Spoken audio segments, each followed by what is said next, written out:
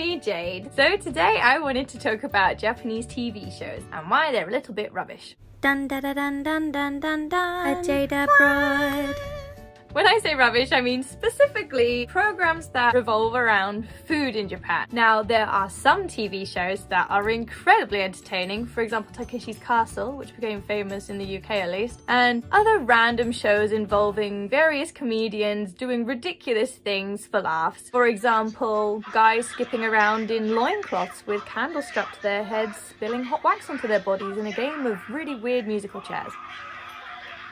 Yeah. Then there are other TV shows, anything that includes food really, that's when it gets a bit pants, because there is one response, or two, when it comes to eating food in Japan on TV. Those responses are, oishi and umai. That's it. That's all you got.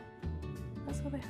Now, in the UK, you're never going to be sure if something that a judge, for example, on a cooking show is eating is going to be delicious or disgusting. And that's part of the fun in watching it, because you want to see what the judge's reaction is. Is it going to taste good? Is it going to taste bad? Who knows? Let's watch and find out. Now, in Japan, it's never ever going to taste bad. No one will ever say that.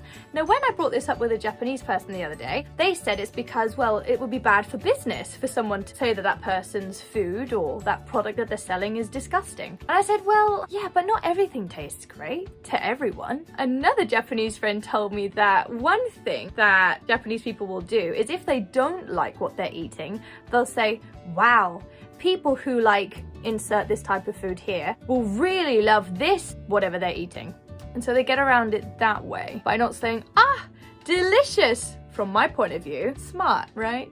But either way, the response you're going to get is oishi! A common style of Japanese TV show is to have a panel of people, and generally they're made up of comedians or interesting quirky people like YouTubers or whatever. And you'll have this panel of famous people, celebs, and then you'll have a common theme. For example, it's springtime in Japan. Let's go and look at what they're doing for hanami. Hanami means flower viewing, where they go and get drunk under the cherry blossom and have a nice time. I like hanami. It's one of the rare times you get to see people in Japan let loose and relax and have fun, so it's really cool. So for example, they're doing a show about hanami and we're watching some people in a park getting drunk, right? Or just watching flowers because it's TV. And then you have a bunch of panelists, right? And there'll be a little circle in the corner of the screen up here or down here or wherever, and it'll just have one of the panelists' heads in there, so you're constantly watching their reaction to whatever's on screen, which is really weird for me. Not anymore, because I'm used to it, but that's the standard TV setup for most TV shows in Japan, which is really interesting. Now, one thing that I saw on TV the other day was some guy brought along some chocolate and he said, how much do you reckon this chocolate costs? Was it expensive? Was it cheap? Whatever, and they had to guess. Turns out it was quite expensive chocolate. Anyway, they all try a bit, this bunch of comedians, and they're like, oishi! Umai! Nani kore? Oishi! Mecha oishi! Totemo oishi! Mecha umai! And that's it. Everybody laughed, and I don't know why, because that's what everybody says to any type of food that they eat in Japan. And one guy went so far as to go, mo iko tabichao, and he took another piece of chocolate. And people laughed again. And that's why Japanese TV is a little bit rubbish sometimes.